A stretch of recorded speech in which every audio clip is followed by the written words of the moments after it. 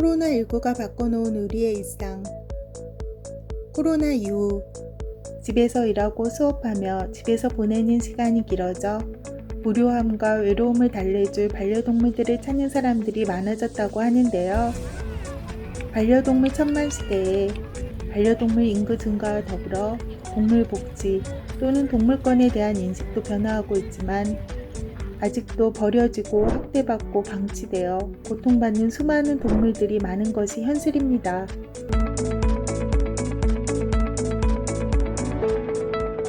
수원 올림픽 살리는의 5번째 주인공은 인권활동가이자 동물권 활동가인 홍문정 작가님이에요.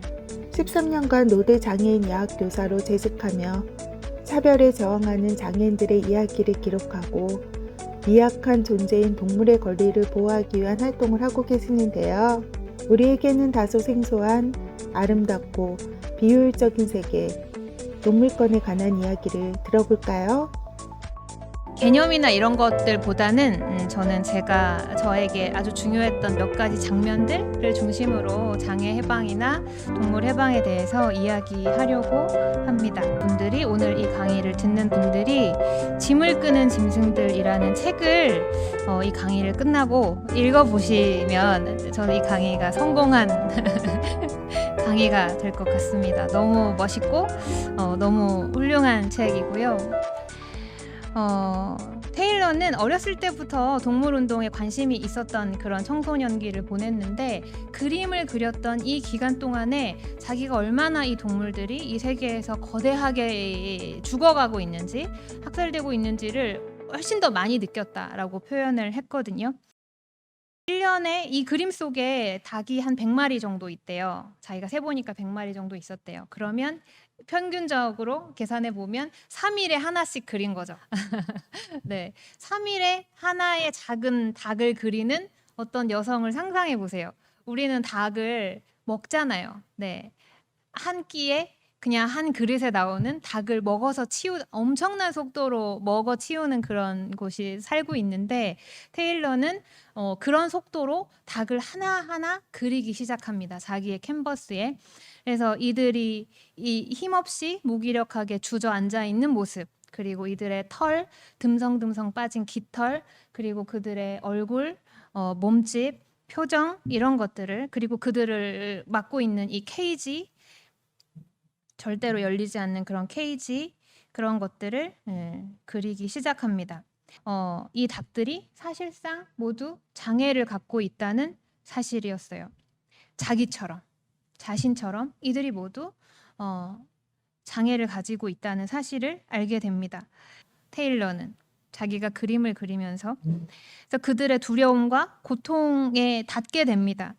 그래서 그 두려움과 고통을 느끼는 하나하나의 얼굴들을 그려내고 테일러가 이 책을 쓰게 되었다고 해요. 짐을 끄는 짐승들이라는 책은 이런 질문으로 시작을 합니다. 자세히 들여다볼수록 동물 산업 곳곳에 장애를 가진 몸이 있다는 것을 깨닫게 된다. 또한 동물이 장애인이 억압당하는 방식과 뗄 수 없는 관계에 있다는 것도 알게 되었다. 이런 생각이 떠올랐다.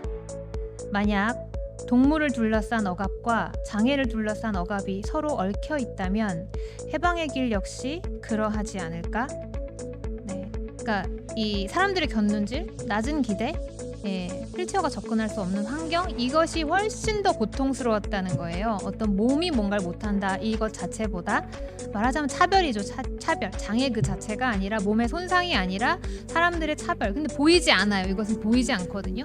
제가 충격을 받았던 것은 그것을 문제라고 말하는 사람들의 존재였습니다. 그러니까 문제야 라고 말하는 사람들, 그 사람들의 존재가 저한테는 되게 충격적이었던 것 같아요.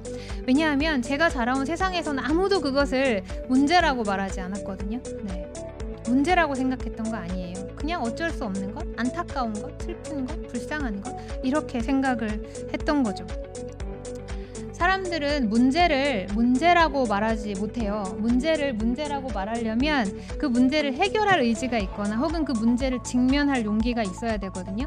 근데 그건 굉장히 어려운 일이에요. 문제를 문제라고 말하면 진짜 해결해야 되거든요. 그럴 수 없을 때 사람들은 문제를 문제 삼지 않아요. 문제를 일으키지 않아요. 네, 아무도 문제를 일으키지 않고 아무도 문제를 삼지 않고 아무도 문제를 문제라고 말하지 않기 때문에 이 모든 것이 자연스러운 것이 돼요. 이것은 아주 당연하고 자연스럽고 차별이 아닌 것이 돼요. 아무도 문제 삼지 않기 때문에. 그런데 제가 만났던 사람들은 이것을 문제라고 말하는 존재들이었던 거죠.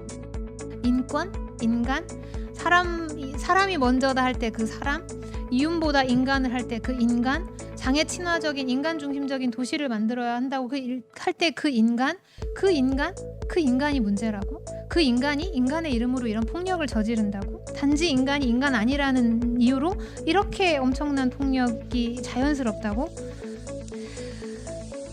처음으로 질문을 하게 됐어요. 인간이 뭐지? 인권이 뭐지? 인간 중심적이라는 게 뭐지? 장애인도 인간이다라고 할 때 그 인간이 뭐지? 장애인도 인간이다라는 말은 사실은 장애인은 짐승이 아니다이고 장애인은 동물이 아니다인데, 그렇다면 동물은 뭐지? 그렇다면 동물은 갇혀도 되고 박살당해도 되고 감금당해도 되고 강간을 당해도 되고 새끼를 빼앗겨도 되고 그렇다는 것인가? 인권이라는 것은 바로 그렇게 동물들을 딛고 오는 것인가?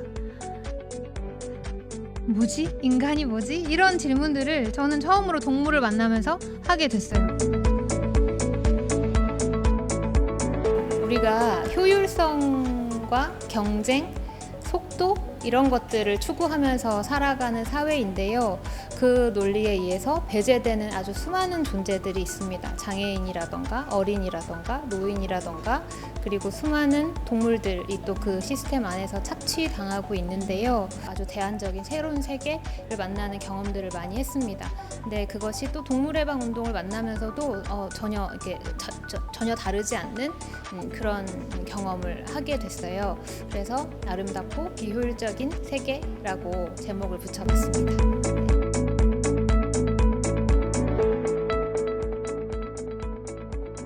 사람과 동물이 함께 행복한 수원을 위해 다음 편도 기대해 주세요.